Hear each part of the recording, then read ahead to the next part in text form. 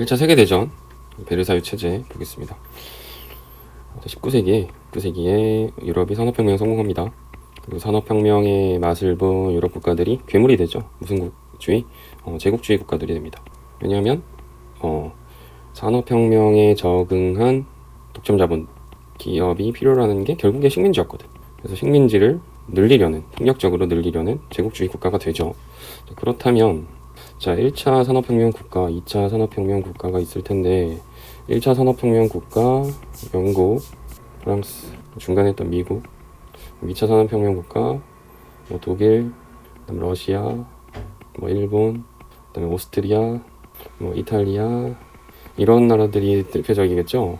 그런데 이 영국, 프랑스 1차 산업혁명 국가들은 이미 식민지를 많이 차지하고 있습니다. 식민지가 좀 많은 상태였고 2차 산업혁명 국가들은 늦었기 때문에 식민지가 적었어. 식민지가 작은 상태, 부족 상태에 빠져버립니다. 당연히 열받죠. 이씨, 니네만 다 해먹냐? 이렇게 되는 거지.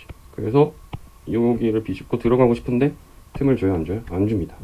그래서 2차 산업혁명 국가들, 다시 말해서 2차 산업혁명 국가들 중에서 제국주의 되고 싶은 이런 나라들이 이제 불만을 갖게 되고요. 이들이 모여서 뭔가 균열을 일으키려고 합니다. 당연히 앞에 있던 얘네들도 대응을 하게 되고요. 그래서 전쟁이 되니 그게 바로 1차 세계대전. 다시 말해서 제국주의 국가들끼리의 싸움이었다. 알겠죠? 유럽의 국주의가 경쟁이 심화됩니다. 그래서 2차 산업혁명 국가들 독일이 리더였죠. 그래서 독일이 삼국 동맹을 만들어냅니다. 그래서 독일이 누가 우리 편 할래? 그래서 이탈리아가 오고요. 그 다음에 오스트리아가 붙습니다. 그러면 이제 앞에 있는 국가들, 1차 산업혁명 국가들 대응을 해야겠죠. 그런데 멤버가 보니까 영국, 프랑스입니다. 근데 둘이가 원래 사이가 안 좋았잖아. 앙숙이잖아요. 우리나라와 일본 같은 존재잖아요. 그래서 하기 싫었지만 어쨌든 나중에 가서 삼국 협상을 만들어냅니다. 대응을 해야 되니까. 그래서 영국과 프랑스가 힘을 합치고요. 그 다음에 쪽수를 맞춰야 되니까 오스트리아랑 사이가 안 좋았었던 러시아를 끌어들이죠. 그래서 영프러 대 독일, 이탈리아, 오스트리아가 만들어집니다. 자, 그런데 이러한 구도 속에서 이제 사건만 터지면 되는데 마지막 유럽의 혼란 지역이 있었습니다. 여기가 어디냐면 이제 발칸반도라고 불리는 지역인데, 왜냐하면 여기가 왜 혼란한 지역이었냐면 오스만 제국이 여기를 먹었다가 도망갔거든.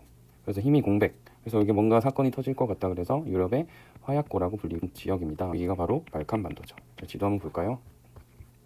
이 지역입니다. 여기가 발칸반도죠. 그래서 이 지역을 누가 노렸다? 러시아가 내 거다 이러면서 낼름 노리고 있었고, 당연히 바로 붙어있는 오스트리아 헝가리도 여기를 이렇게 노리고 있었습니다. 그런데 러시아와 오스트리아 헝가리가 노리고 있었는데, 그런데 명분이 있어야 되니까 러시아 제국은 뭘 주장했냐면 범슬라브주의, 그러니까 발칸반도에 슬라브인들이 많이 산다라고 주장하면서 세르비아를 도와주는 척하면서 영토를 확장하려고 러시아 영토 확장 시도를 했고요. 오스트리아 헝가리 제국은 야 무슨 소리냐, 여기는 게르만족이 많이 산다라고 주장하면서 직접적으로 영토를 늘리려고 합니다. 보스니아 헤르체고비아를 합병하는 등 세르비아를 공격하는 등 이런 일들을 하고 있었죠. 자, 그런데 이때 의미심장한 사건이 발생하는데 이게 바로 사라예보 사건입니다. 당시 오스트리아 황태자 부부죠. 왕자님 부부가 이 사라예보에 어느 정도 영토를 차지한 상황이었는데 여기 시차를 갑니다. 여기 보시면 세르비아 이 북쪽을 차지했죠. 이 북쪽 지역에 이 오스트리아가 영토를 차지한 상황이었습니다. 그래서 이 황태자 부부가 여행 간 거예요. 여행. 그래서 공격한 것도 아니고 여행 갔는데 세르비아인들 입장에서는, 민족주의자들 입장에서는 마음에 안 들죠. 그래서 가브리엘로 프린치프라는 사람이 이 두 명의 황태자 부부를 암살합니다. 검은손 소속이었고요. 이게 바로 사라예보 사건이고, 이 사건이 일어나자 오스트리아는 당연히 열받고 이제 명분이 주어졌죠. 오케이, 세르비아 안 그래도 먹으려고 그랬는데 잘 됐어. 세르비아에 선전포고를 했고요. 당연히 세르비아를 지켜주고 있었던, 아시죠? 세르비아 지켜주고 있었던 러시아 제국은 야 뭐야 왜 세르비아 건드려? 러시아가 오스트리아에 선전포고를 하고요. 이제 그러니까 오스트리아를 지켜주던 독일 같은 편이었죠. 알죠? 독일이 러시아한테 걸고, 그랬더니 러시아 왜 우리한테 걸어? 이렇게 되는 거고, 프랑스는 왜 러시아한테 걸어? 독일한테 거는 거고, 독일 나한테 거냐? 이렇게 되는 거고, 프랑스랑 동맹국이니까 벨기에한테 걸고요. 영국이 프랑스한테 왜 걸어? 독일한테 걸고요. 그 틈을 타서 오스만 투르크, 불가리아, 오스트리아, 헝가리는 오케이 이 타이밍에 러시아랑 싸워야지 이렇게 거는 거야. 그래서 이 사라예보 사건이라는 불씨 하나가 땅 터지면서 모두 전쟁으로 휘말려 들어간다 이렇게 보시면 되고요. 이게 지금 페이크 뉴스인데 워 디클레어드 바이 얼이라고 모든 나라로부터 전쟁이 선언됐다. 이 지도를 보면 알 수 있는데 이렇게 서로 선전포고하는 모습이고요. 그러니까 국가들이 헷갈려한 거죠. 누가 나의 동맹인지. 이거 웃기죠. 오스만 제국은 거의 자기 스스로 전쟁을 선언할 뻔했다. 그렇죠. 이게 참 웃긴 일이었습니다.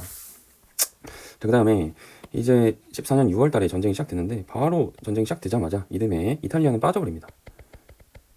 그리고 상대편은 넘어가 버려요. 이거 왜 그랬냐면 이탈리아는 이제 지도를 보시면 알겠지만 이탈리아는 이제 오스트리아 헝가리랑 붙어 있어요. 우리 사이가 원래 안 좋았어. 그래서 이탈리아는 이 틈을 타서 오스트리아 헝가리 영토를 좀 먹으려고 시도합니다. 그래서 1년 만에 바로 배신 때리고요. 그 다음에 그리스, 루마니아 같은 경우는 오케이 우리는 오스만 투르크랑 싸워야지 하고 해서 영국 쪽으로 가고요. 일본은 이 타이밍에 아시아에 있었던 독일 영토 뺏어야지 하면서 독일을 공격하기 위해서 영국 측, 다시 말해서 협상국에 가담합니다. 정리하자면 각자의 이해관계에 따라서 이탈리아와 그리스 그리고 일본은 협상국 쪽으로 붙었다. 그리고 이 전쟁은 예전과는 다른 총력전이라 불리는 전쟁 형태였다고 합니다. 그러니까 전방 후방 구분이 없는 거죠. 예전에는 전방에서 장군들이 그냥 군대를 이끌고 가서 장군들끼리의 싸움이었다면 이젠 국가와 국가끼리의 싸움인 거죠. 국가와 국가끼리 전력을 다해서 이제 시민들까지도 필요로 하는 전후방이 없는 거죠. 이런 싸움이 되는 게 바로 1차 세계대전이었다. 자, 그럼 어떻게 됐는지 한번 볼까요? 자, 전쟁의 경과를 한번 보겠습니다. 전쟁은 이제 초기, 중기, 후기로 나눌 수 있는데 전쟁을 처음부터 준비한 나라는 이제 독일이었습니다. 독일은 근데 문제가 있었죠. 독일의 문제는 이제 적을 양면에서 맞이해야 된다는 게 문제였습니다. 프랑스와 러시아를 양면에서 맞이해야 되죠. 그래서 독일은 이 문제를 타개하기 위해서 프랑스를 먼저 치고 그 다음에 러시아를 상대한다. 이 작전을 짭니다. 왜냐면 독일은 옛날에 프랑스를 이겨왔거든. 그래서 이 작전을 뭐라 부르냐면 이 슐리펜 장군이 준비했다고 해서 슐리펜 작전이라 부릅니다. 그래서 이 사람은 죽어가면서도 우측을 강화하자, 우측의 병력을 강화하라라는 유언을 남겼다고 합니다. 그래서 여기를 특히 강화해서 한 바퀴 돌고 쫙 가는 이게 슐리펜 계획이에요. 근데 슐리펜이 죽고 나서 이 계획이 좀 수정됩니다. 이 병력 배치가 달라졌대요. 여기를 강화해야 되는데 이 병력을 줄여버린 거예요. 너무 기형적이니까. 러시아 쪽으로 많이 배치를 시켰다고 해요. 그래서 이게 결국에 실패하죠. 이제 마른 전투라 그래서 여기서 독일이 패배하죠. 독일이 지게 되고 결국에 파리 함락이 실패합니다. 그러니까 원래 계획대로 안 된 거야. 그러니까 프랑스가 이 독일을 어느 정도 막아낸 겁니다. 여기서 일진일퇴 공방전이 시작되는 거죠. 그래서 어떻게 공방전이 시작되냐면 이제 땅을 파고 이때 당시에는 기관총이 나왔으니까 이렇게 땅에 숨어 있으면서 기관총만 거치해 놓고 다다다닥 쏘는 거예요. 방어하기 너무 좋죠. 이거 보세요. 이게 다 참호입니다. 땅을 파서 숨어 있는 거. 이거 뚫으려면 숨어 있다가 돌격하는 수밖에 없죠. 대포를 쐈다가 돌격하는 수밖에 없는 끔찍한 이 전투를 참호전 이라고 부르고요. 여기서 사람들이 엄청나게 죽어나갑니다. 그래도 이걸 뚫어나가야 되니까 이제 비인간적인 독가스 그리고 기술로서 뚫어보려고 한 탱크 이런 것들이 등장하지만 쉽지 않았다고 합니다. 소모전만 계속되죠. 그래도 이제 두 양측이 뚫어보려고 노력하니 이제 독일이 먼저 공격한 전투가 베르댕 전투고요. 그 다음에 연합국이 협상국이 반격한 전투가 솜 전투입니다. 지도를 보시면 독일이 먼저 여기 이렇게 뚫어보려고 시도합니다. 협상국이 막았어요. 여기서 막아냈어. 그렇으니까 여기서 바로 역전을 시도한 거야. 당연히 독일도 여기서 막았지. 이 짓을 계속하는 거야. 왜냐면 참으니까 뚫을 수가 없는 거야. 참으니까 아무리 해봤자. 그래서 최초 솜전투에서는 탱크도 사용됐지만 어쩔 수가 없다. 뚫을 수가 없다. 그래서 이 두 전투에서 200만 이상이 사상자가 발생한다. 이 두 전투에서만. 그래서 독일이 안 되겠다. 바다를 뚫어보자 하고 유탈란트 해전을 일으켰지만 여기서 또 패배합니다. 다시 말해서 독일이 고립된 거야. 당황했겠죠. 우리 어떡하지? 말라 죽겠는데? 이 생각을 합니다.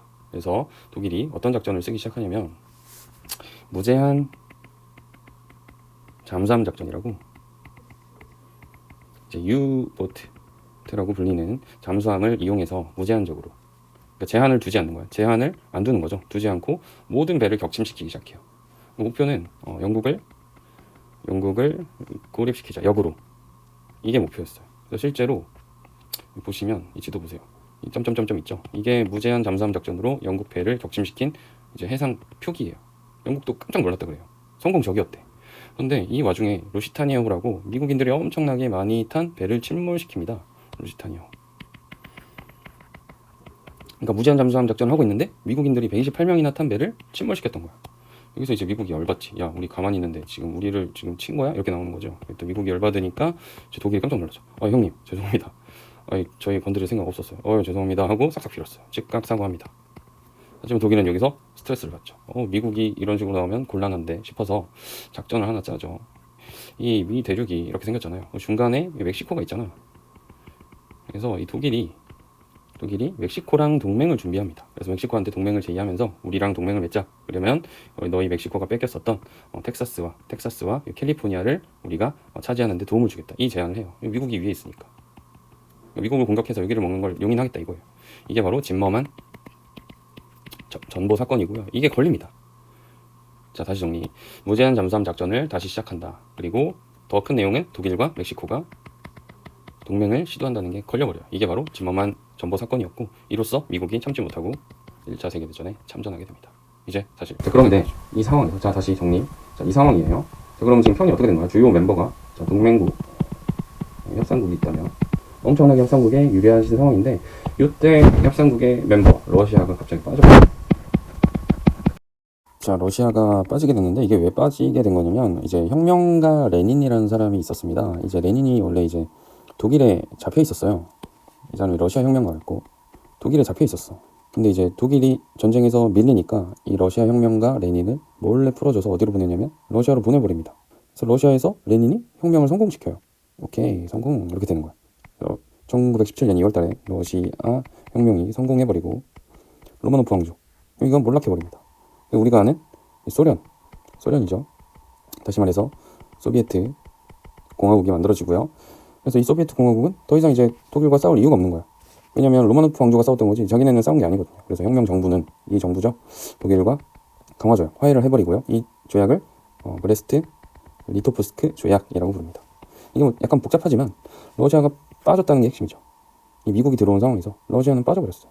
그러니까 다시 3대 3의 싸움이 다시 된 거예요. 그래서 독일은 마지막 연기를 얻고 이제 춘계 대공세라고 마지막으로 봄에 다시 한번 공격을 퍼부어 봅니다. 하지만 이게 실패하고 말고요. 이 충격에 동맹국들은 항복을 시작하고 불가리아 항복, 오스만 투르크 항복, 그리고 가장 믿음직스러웠던 오스트리아 헝가리 제국까지 항복하게 됩니다. 하지만 독일은 끝까지 버텼고 결국에 킬 군항에 있었던 독일 수군까지 반란을 일으키면서 독일 혁명으로 이어졌고요. 당시 황제였던 베를린 2세가 퇴위하면서 바이에른 공화국이 수립됐고 결국에 항복 선언을 하게 된다. 나중에 이 베를린 2세는 이렇게 늙어서까지 잘 살았다고 합니다. 결과 보겠습니다. 결과는 파리 강화회의가 개최됩니다. 전쟁을 끝내기 위해서 파리에서 협상국들이 모여서 전후 처리를 결정했고요. 논의사항은 14개조 원칙이라 그래서 전쟁의 마지막으로 들어와서 힘을 많이 썼던 미국의 대통령이었던 윌슨이 주장을 많이 합니다. 그래서 뭘 주장했냐? 야, 이제 우리가 전쟁에 이겨서 이제 식민지를 독립을 시켜야 되는데, 패전국 식민지죠.